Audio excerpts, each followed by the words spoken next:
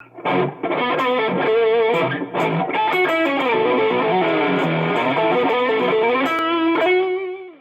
Canadian Tactical Officers Association, COPcast. We're honored today to have Senator Wallin from Saskatchewan on the program today. And how are you today, Senator?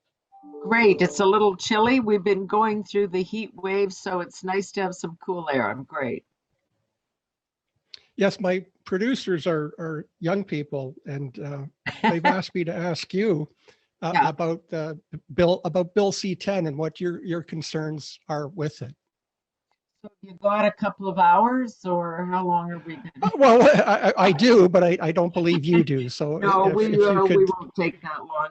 Look, this has been the intent of this particular federal government. We've seen hints about it from both Melanie Joly, who was the minister before, and now particularly from Stéphane Guilbeault, who is the Minister of Heritage. They've been talking about the need to control the internet in the broadest possible terms. And we got some comments from that minister. He has not been their best salesman, can I just put it that way?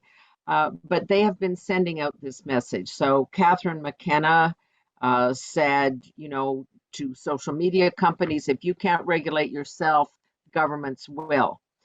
Minister Guilbeault went on to say that he wants rules to be consistent with the government's vision and represent the government's broad intentions. He went on to say that all the regulations regarding the internet should target the damaging effects of harmful content, and that kind of content could be that which ridicules politicians or diminishes public institutions.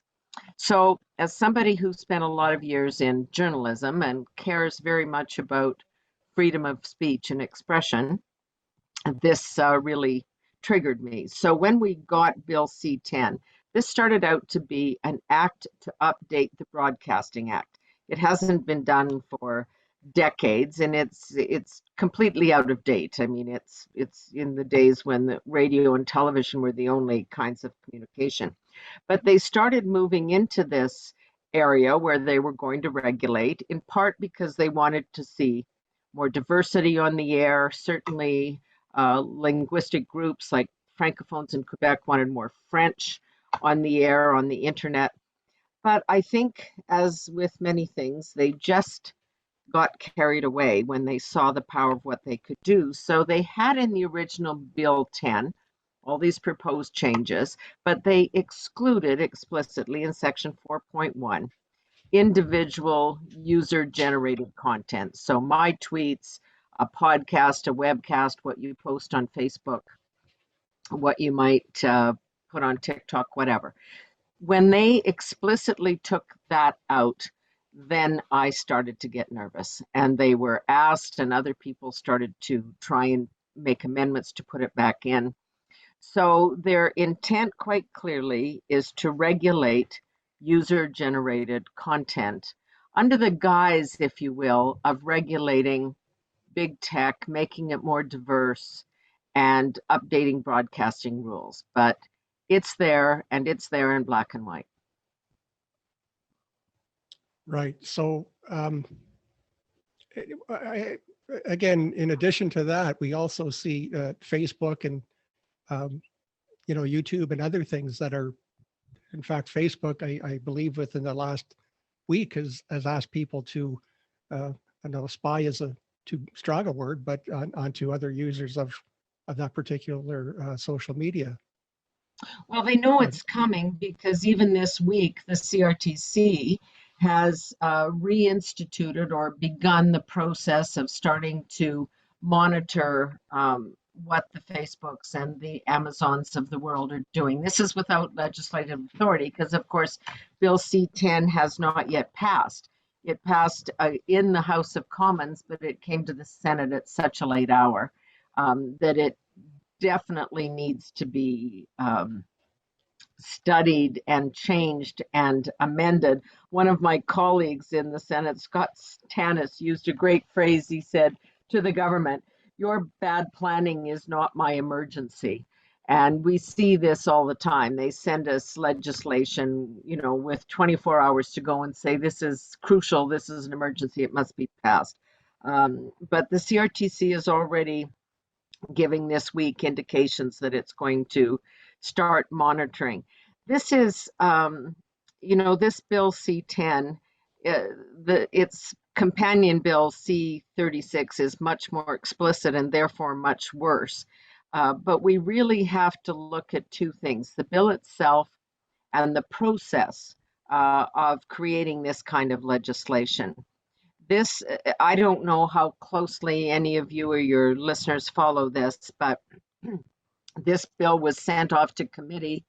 Amendments were rejected. They overruled the Liberal chair of the committee. They passed amendments in secret.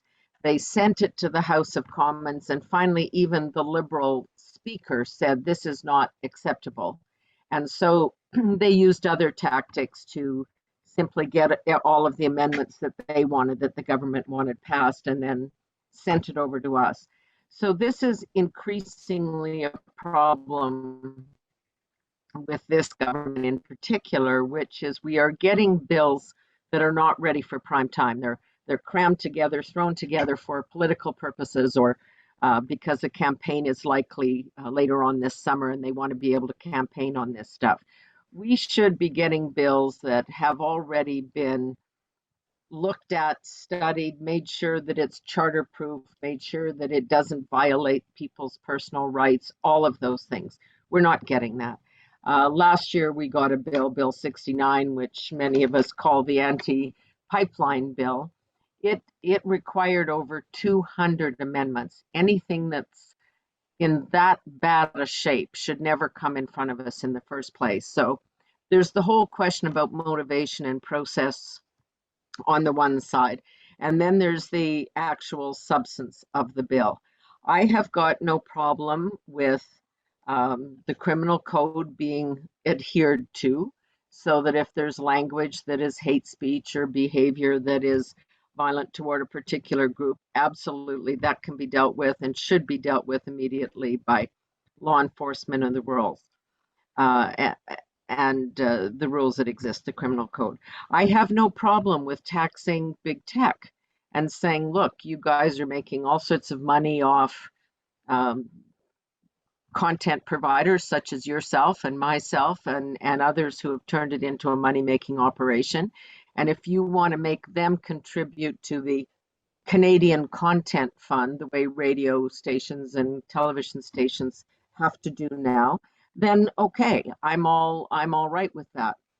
But this is not that. This is not about that. They could have done that at any moment. This is about starting to define what the government thinks is appropriate content.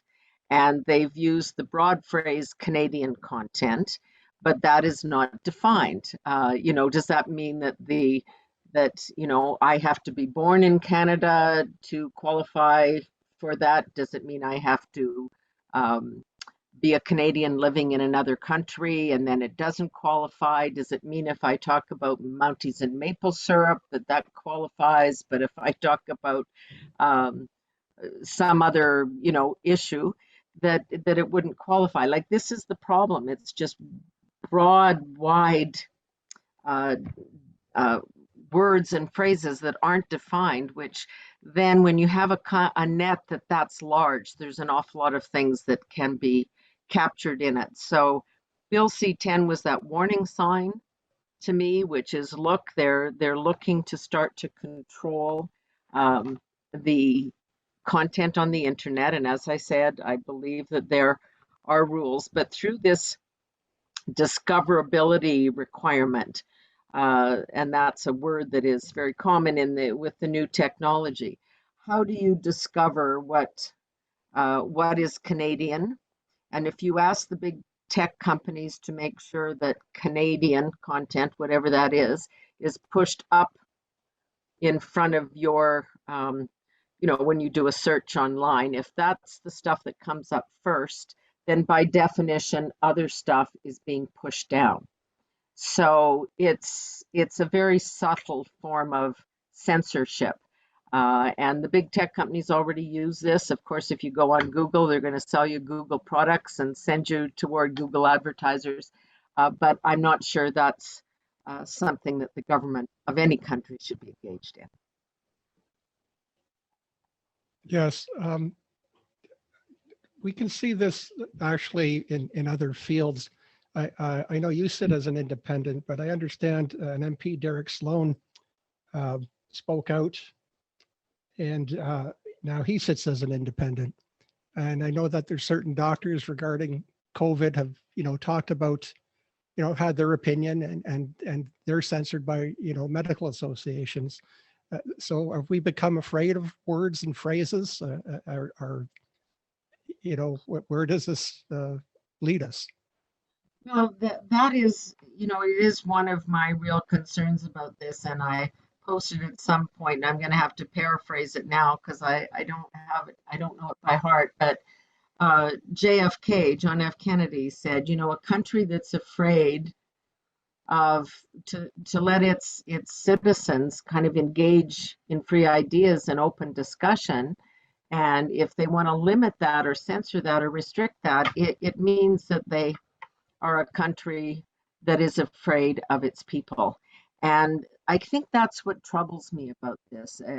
We want open ideas. I've spent a lot of years of my life as a journalist and going around the world and going into war zones, and it is a difficult job to really determine what the truth is. Really, what you can only do is report the facts as they are presented to you by a variety of different people, and you try to get facts from all sides and come out of that situation with some sense of what is true.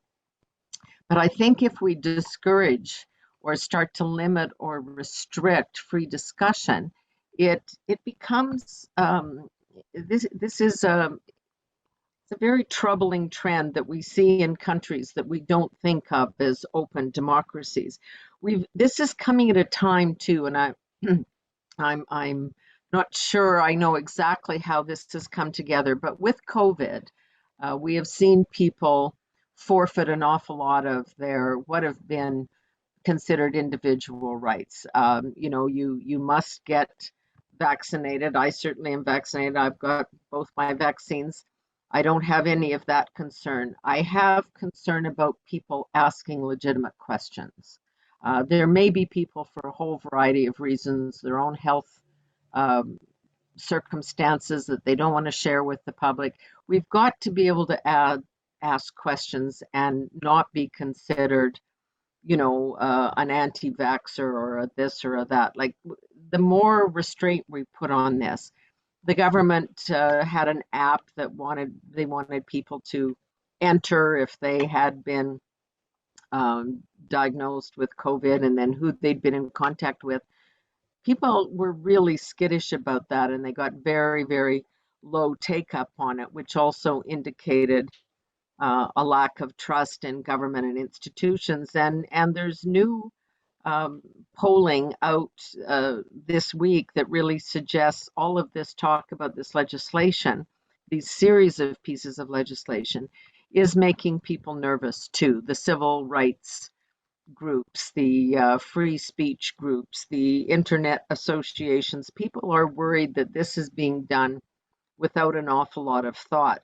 Bill C-36 is perhaps, it's way more troubling than Bill C-10, and that's troubling on itself because they're kind of moving back into a world where we were going to have not the courts and the rule of law, but advocacy institutions decide what is considered acceptable speech.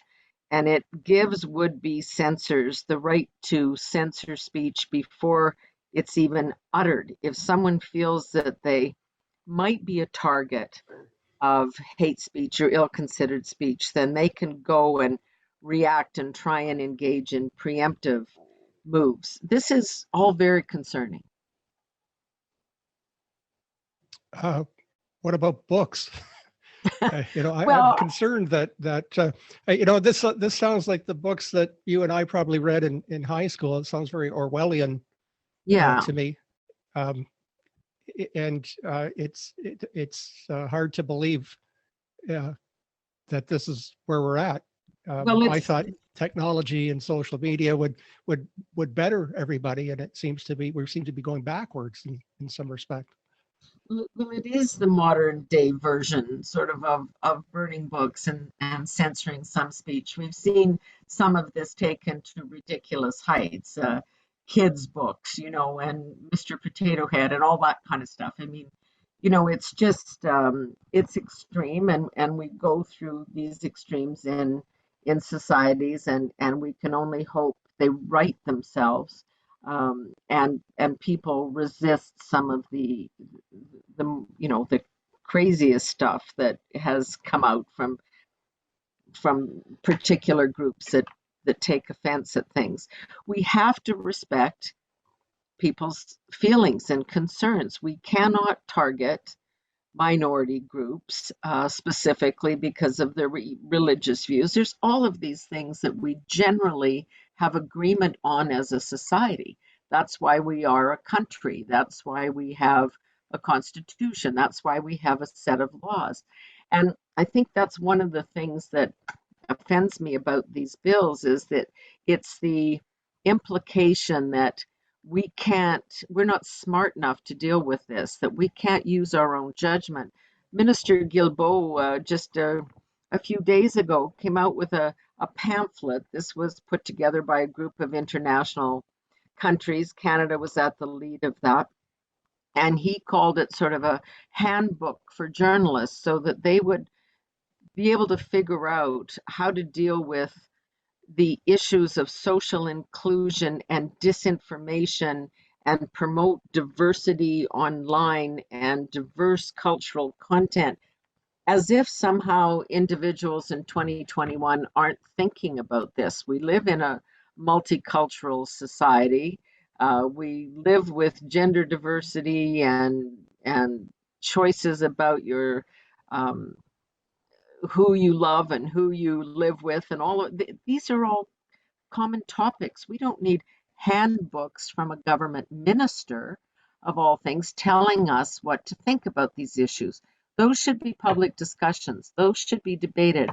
If I can't convince you with a better idea of something, if we're having a disagreement about something, we need to have that debate. I need to understand who you are and where you're coming from, and vice versa. And that's what constitutes a democracy, where we do have free and open speech. That's how we educate each other, not by punishment and deterrence alone. Right. Excuse me. I believe Socrates said before we vote on this thing called democracy, it's dependent on an educated public. Yeah. So how do we go about that? How do we go about educating young people that are totally unaware of what we're speaking about right now? Well, I know it's a very difficult situation. I've got nieces and nephews in my life too that are young, and they live on their phones and they live online. Mm-hmm. And it is sometimes they look at you when you try to have this discussion and say, people fought long and hard for the right to free speech. You have to remember what your grandfather and your great grandfather and grandmothers did through a couple of world wars and some activities since to make sure that we have that right to debate ideas, to have different ideas. We don't have to all be the same.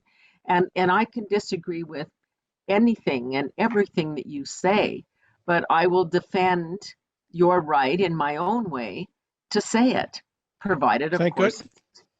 it's not Yeah. Thank goodness. hated.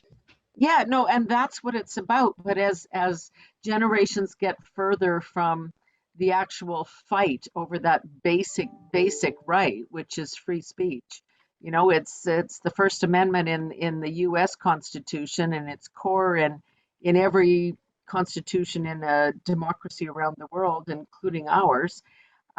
We forget that took battle in the first place. So you certainly don't relinquish it with ease. And that is what concerns me a little bit. That's why I try to talk about it in terms of Bill C-10 and Bill 36. I spend a lot of time online. I'm not really a big inhabitant of the Twitterverse, but it was important to reach an awful lot of people because the media is quite constrained with what it does these days.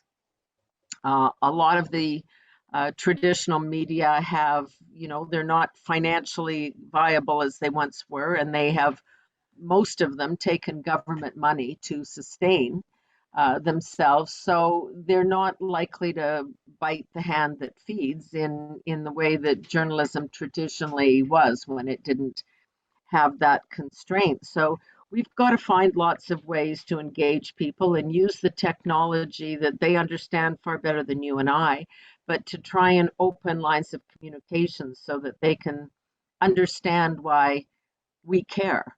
This was an ongoing battle in my days in journalism about seeking information from government and having them reject. And then we got laws that allowed us through freedom of information to get some of the information we might need.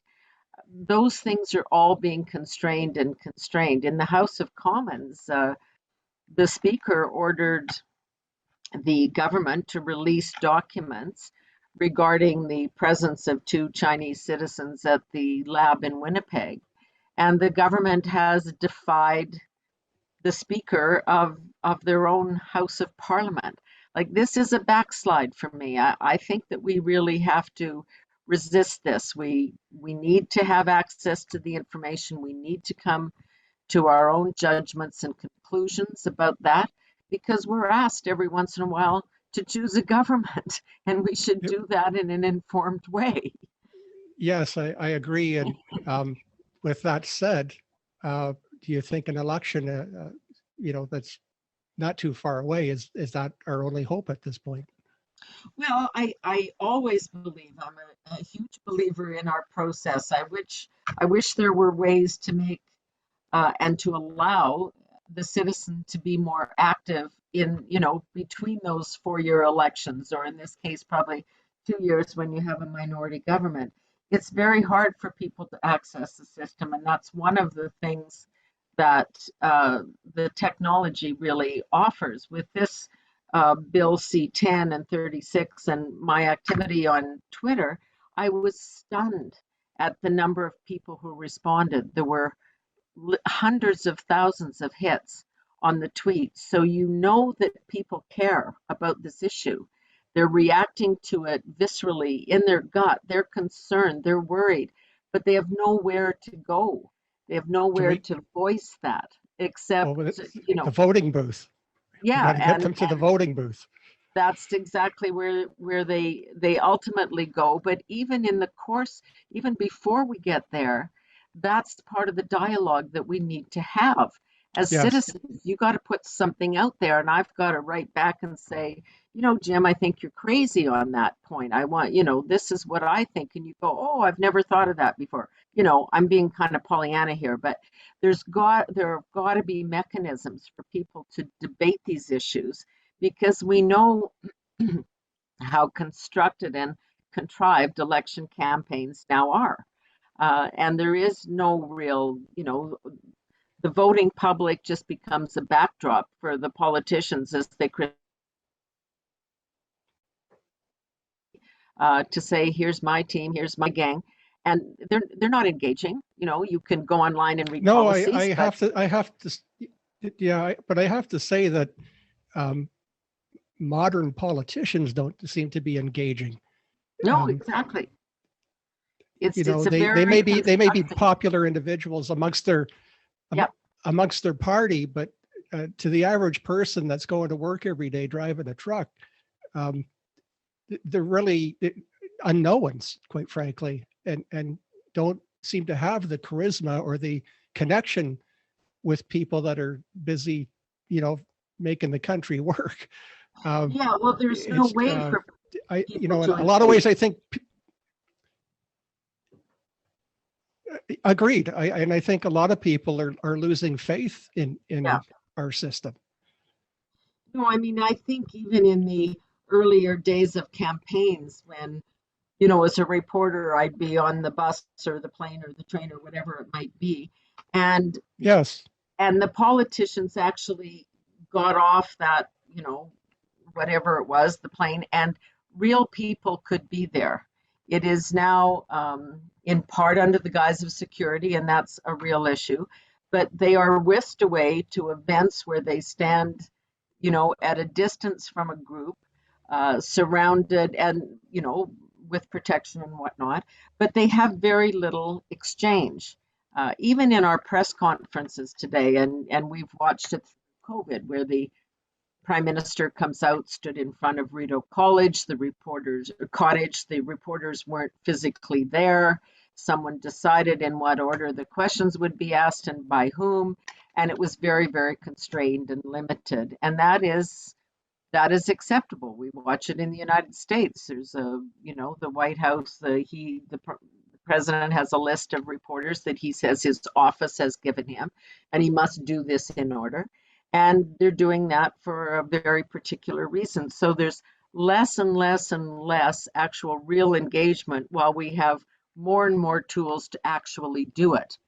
So we need to use those tools, but then we've got bits of legislation here now that are designed to constrain those tools of communication as well, not just the traditional forms. So I think that should be concerning for anybody of any age who actually believes in democracy. And that's a pretty basic concept.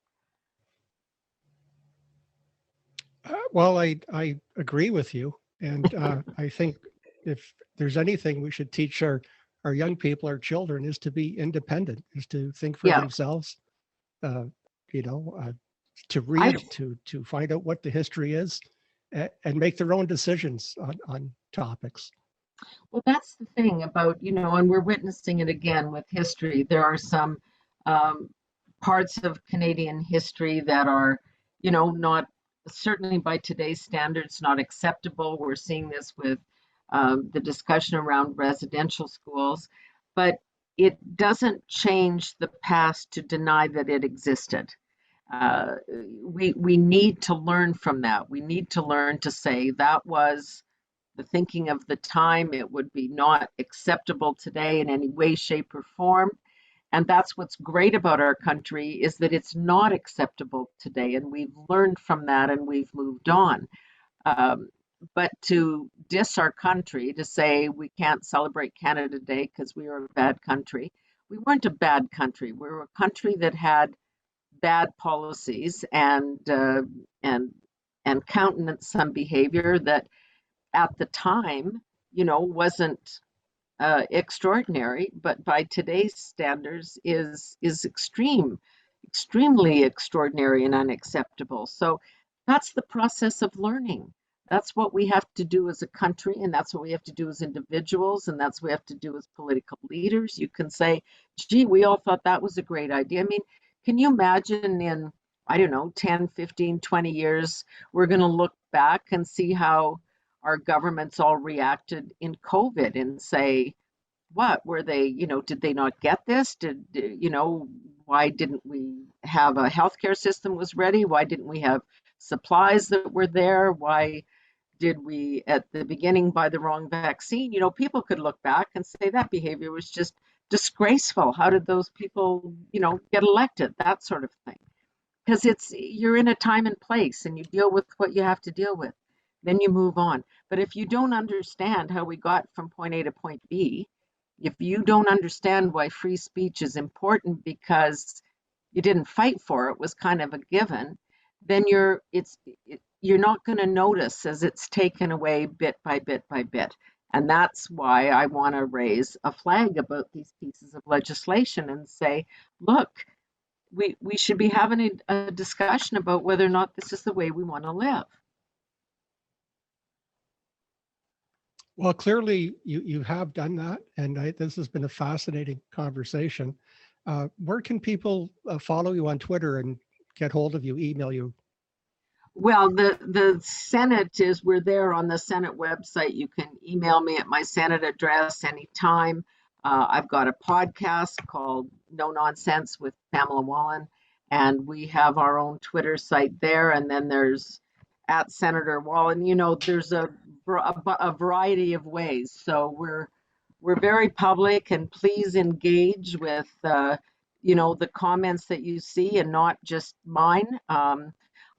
Many people have asked me over the last couple of weeks, you know, what can I do? How can I let people know that I'm upset about this? And I said, well, it's kind of the old way.